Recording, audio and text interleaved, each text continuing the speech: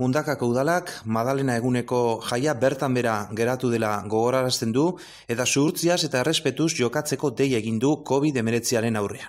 Mundakako udalak koronavirusarekin kutsatzeko arriskuaren aurrean aurten ere ez dela Madalena eguna ospatuko gogorarazi du. Egun horretan herriaren masifikazioa saihesteko kontrol eta zuhurtasun neurriak hartu dituela iragarri du.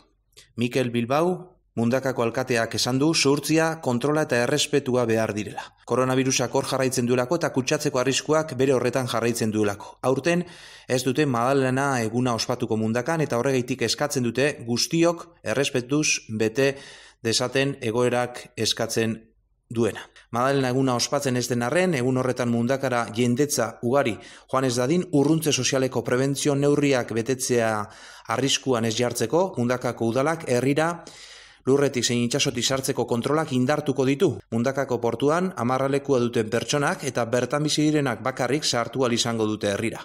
Egun horretan, herrian pilaketak ematen badira, desegin egingo dira ertzaintzaren laguntzarekin.